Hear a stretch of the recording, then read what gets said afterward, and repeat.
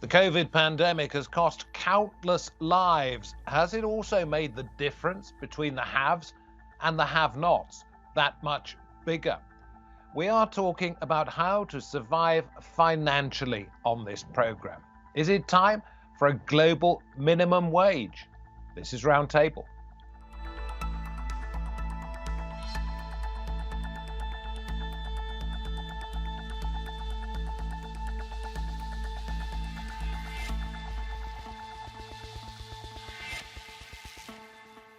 Hello and a warm welcome to the programme from me, David Foster. Jobs have been lost across the globe. As the world tries to recover, how about an international plan to support the most vulnerable? Is it at all feasible? A global minimum wage wouldn't have to be a dollar amount, say 50 cents an hour, as was previously suggested for the garment industry. Instead, campaigners want to base it on the median wage in each country. That's the middle salary, where half of workers earn less and half more. The minimum wage level would be a proportion of that salary. So is it time for a global minimum wage? Well, time to let the conversation begin. We go first of all to North Wales in the United Kingdom. Say hello to Tony Dobbins, Professor of Work and Employment Relations at the University of Birmingham, then to Brussels. And there we see Tim Noonan, Director of Campaigns at the International Trades Union Confederation. And we cross to Vancouver in Canada and welcome Jim Stanford, Director of the Centre for Future Work. Tim and Tony, you're probably going to want to reply to what Jim's about to say, because Jim, you don't think this is a workable idea. Well, David, I'm a big believer in minimum wages and stronger minimum wages, 100%. They've become more and more important in recent years as a tool for supporting wage growth and sharing the wealth with all segments of the economy. I'm skeptical of the idea of a global minimum wage. The reality is how much you can feasibly pay in a minimum wage, even an ambitious one, clearly depends on the level of industrial development and the level of productivity in an economy. And we have enormous differences between the countries of the world on that score. So it would not be possible nor even desirable to establish a common minimum wage that applied to every country in the world.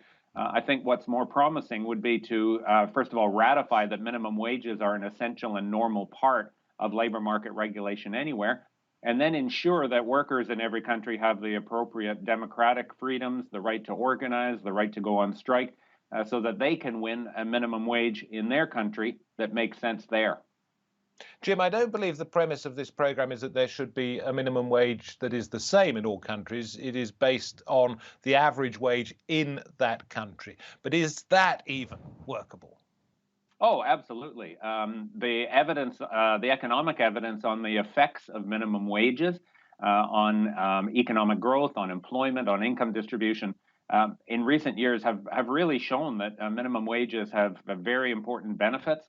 They're very effective in lifting wages, not just for the lowest wage workers either. David, there's an effect that we call the trickle up effect in minimum wage theory, which shows that when you lift up the wages of the lowest paid workers, you're also going to give an increase to people who are above the minimum, but still in the lower tiers of the labor market, because those employers are going to aim to preserve a certain differential, if you like, between those jobs and the absolute minimum wage jobs. So the share of workers who can benefit from a minimum wage is much larger than just people who are working at the minimum.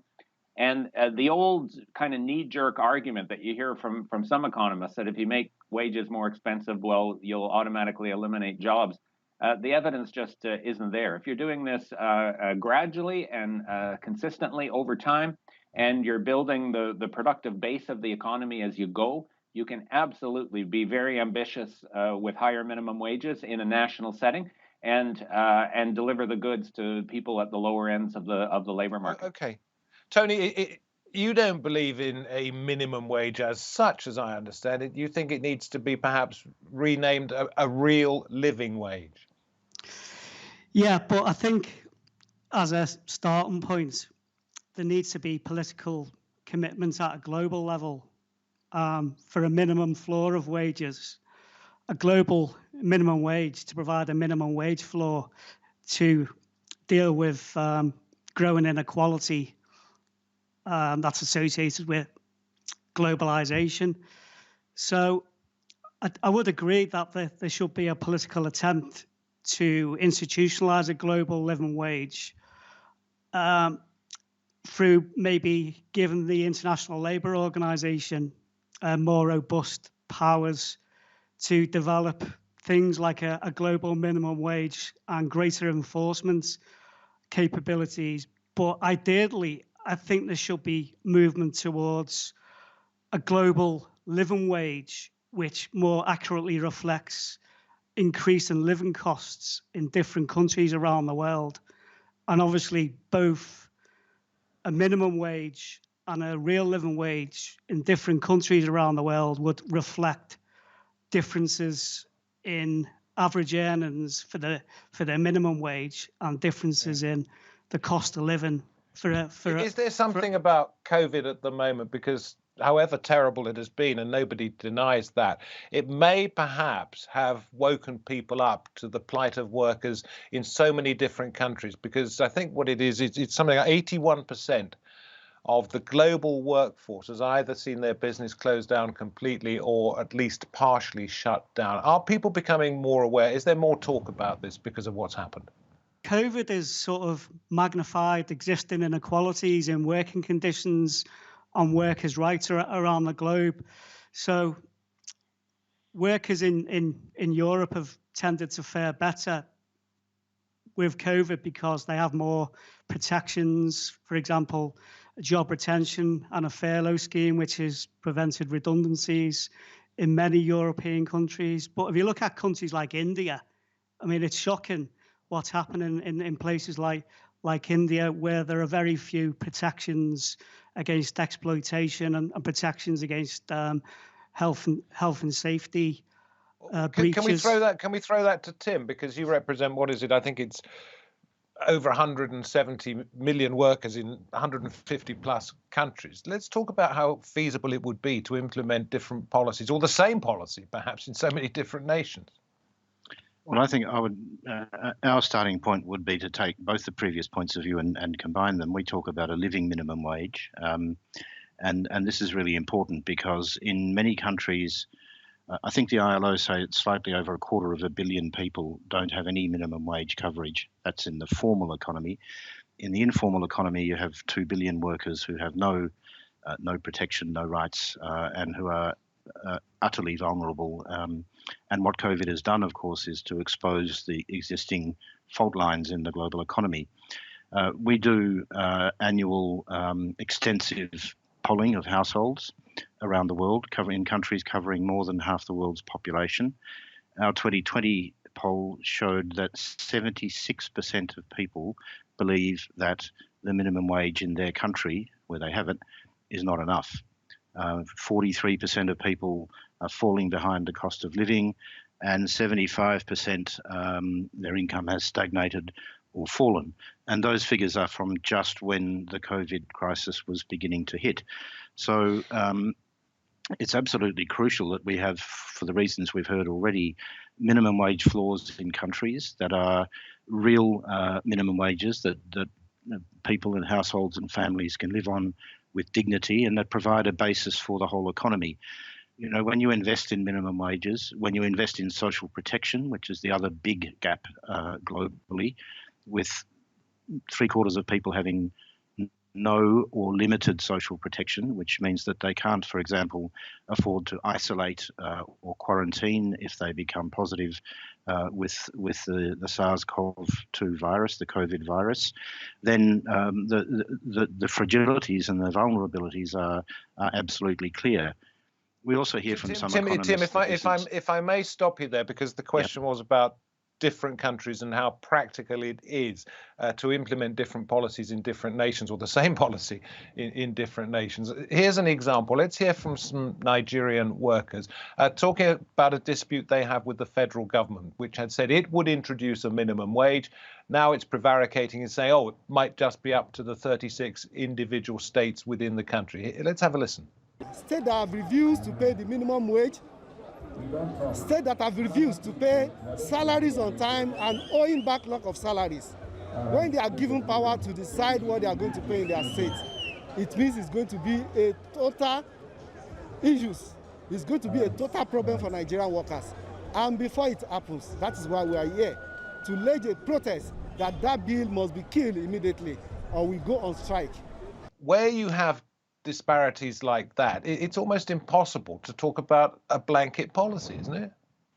Well, I'm very familiar with the Nigerian example, and I can tell you that the trade unions in Nigeria are fighting very hard to stop this abrogation of responsibility by the federal government.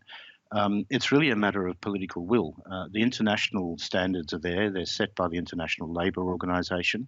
It's a question of the political will of governments to actually govern in the interest of people, and the withdrawal of government from so many regulatory spheres is fueling insecurity. It's fueling distrust, and it's causing Sorry to interrupt again. So, I understand the basis for what you want to happen, but how do you make it happen when there are so many different pieces to this jigsaw?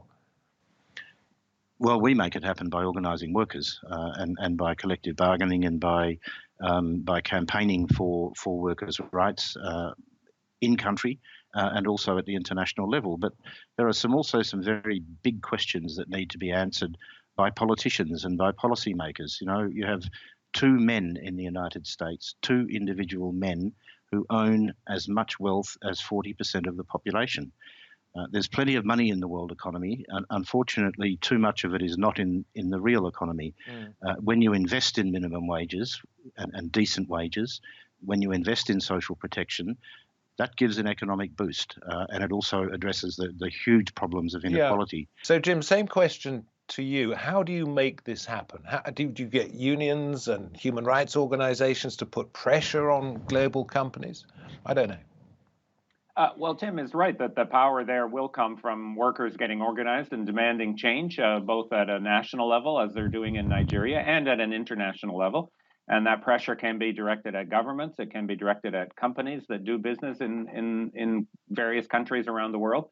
I think we can also make it conditional in terms of the connection to participation in international trade and international investment and free trade agreements and so on. So we've discussed you can't set a minimum wage at a given level in countries across the world, but you can demand that a minimum wage exists as a normal tool of basic labor market regulation, and that it has to fulfill some minimum criteria. Hopefully, as Tim indicated, giving a person on that wage enough to support themselves and their families, at least in basic subsistence, possibly measured in relation to the overall level of average or median wages in that country.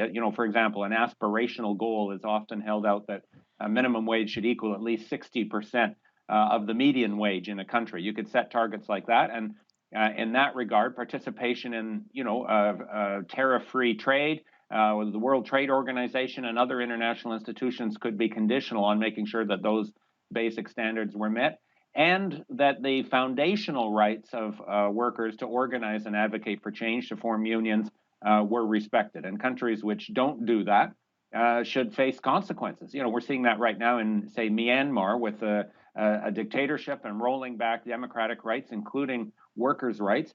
The world can't just stand by when something like that happens. The world has to say there are consequences to that, and we're going to use our economic relationships as a lever to make sure that democratic rights are respected. Okay, Tony, I'm going to pull up a graphic on the screen right now, which is about those industries that have been hardest hit during the course of the COVID pandemic. This is from the International Labour Organization. Retail, manufacturing and hospitality, where about a third of people work worldwide. Well, all of those areas are seen as very much at risk, retail being the most vulnerable.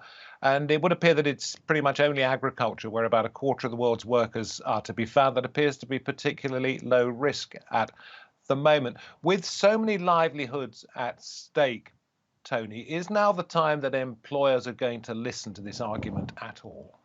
But I think there's a difference between among employers, for example, in the UK, and the amount of protection and compassion that they've showed to their workers. But I think it's up to governments as well to enforce existing health and safety rules as well. But my point is that when it's not just the workers themselves that are in trouble, and losing their jobs is, of course, one of the major concerns that they have, but companies are also at risk, and they're going to say, well, hang on, we've got to get through this first before we start thinking about what they might term to be the niceties of a global minimum wage. Yeah, I mentioned earlier, in countries like the UK, the furlough and job retention schemes, and also in other European countries, and they've been vital for protecting businesses from COVID, as well as the workforces as well. So my concern will be, for example, in the UK, if the furlough scheme is withdrawn in September, which is the current proposal in the UK, what happens then? There's a risk of employers making workers redundant. So, well, that is exactly the point I'm trying to make. Do you think they'll listen at all to the arguments that are being put out by groups such as the ILO and Tim's group that workers' rights now need to be reinforced? They should do, because things like the real living wage are good for business. So it's not just about protecting workers.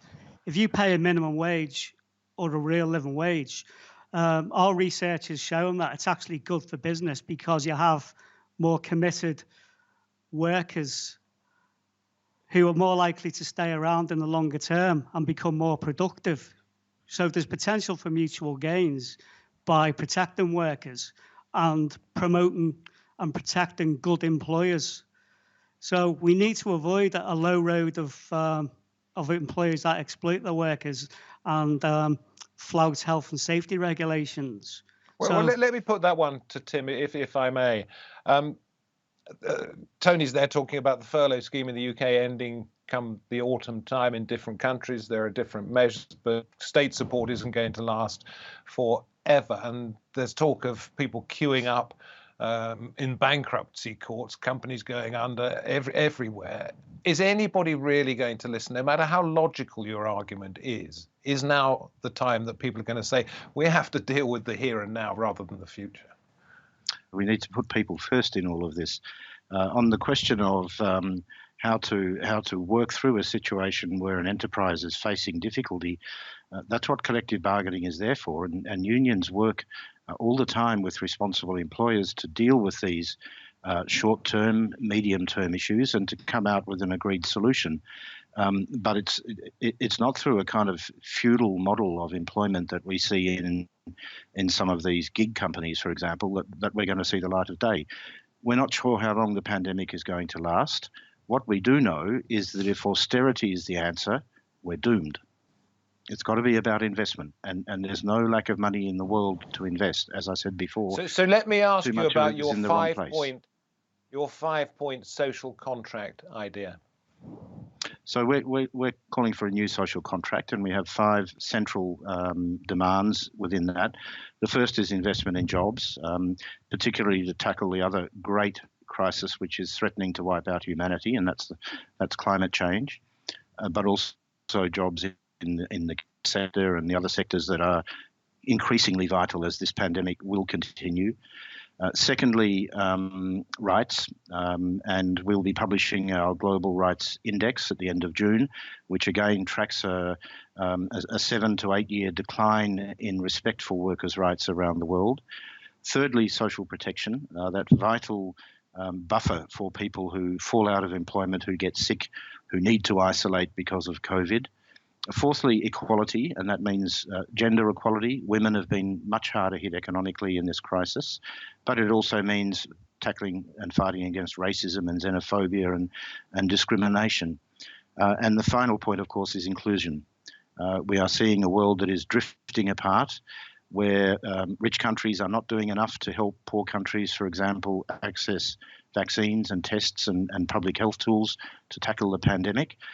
These problems can be solved it's a matter of political will, and we are absolutely convinced that governments that go down the pathway of those 5 principles will attract support, and their economies will flourish. Let me put that point to Jim and then to Tony as well, because you wrote the book Living Wage, Advancing a Global Movement, Tony. But Jim, you first of all. Listening to the arguments here about inequality, about exploitation, I would like you to look back and think about how far the world of work has come in the last 50 years, or whether in fact it has stood still from a worker's point of view.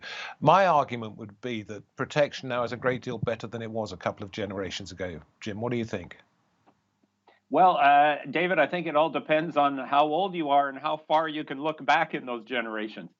Is it better than it was for workers, in most countries 50, 60, 70 years ago? No doubt about that. We've made some progress. Living standards have increased. Life expectancy has grown a lot.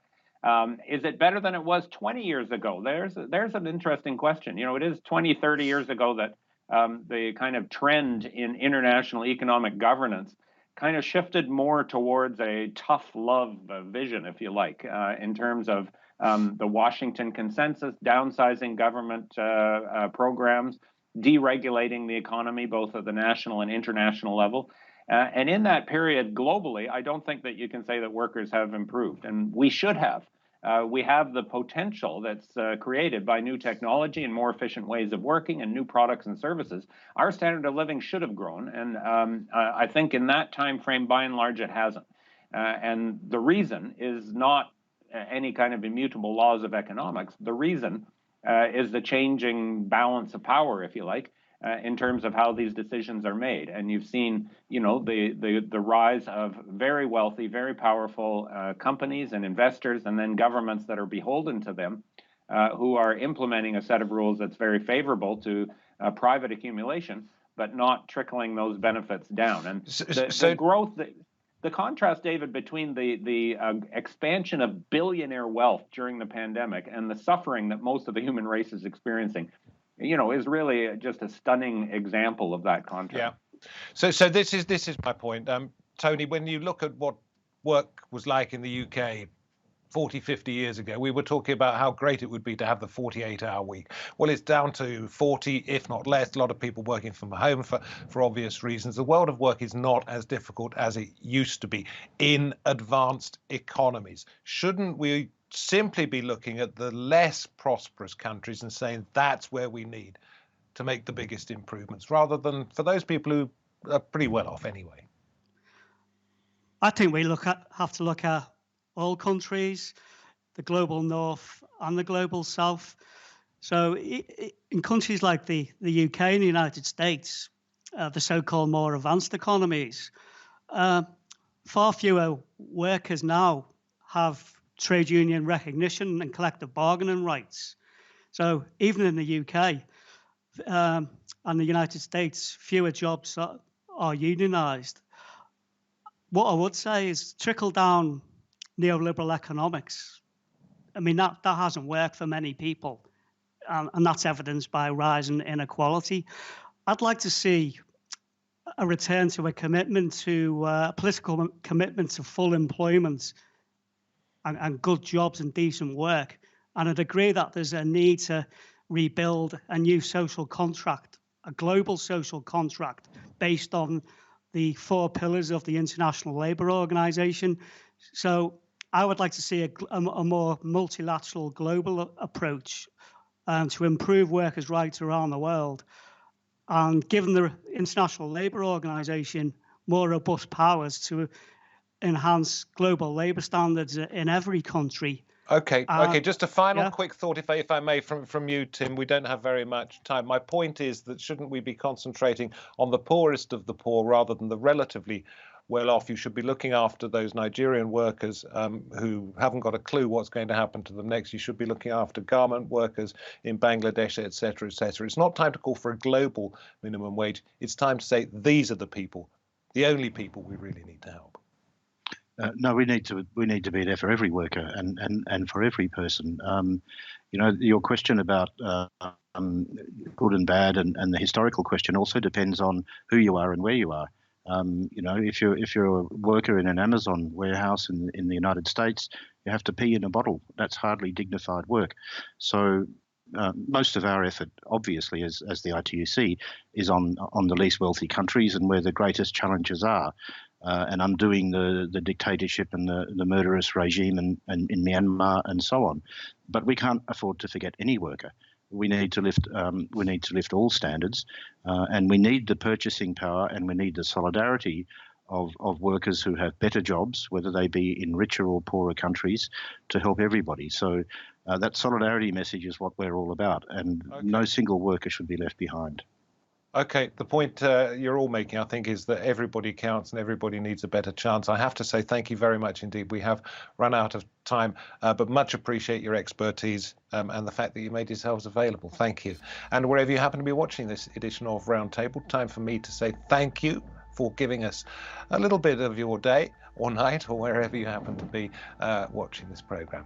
Hope to have your company next time. Until then, goodbye.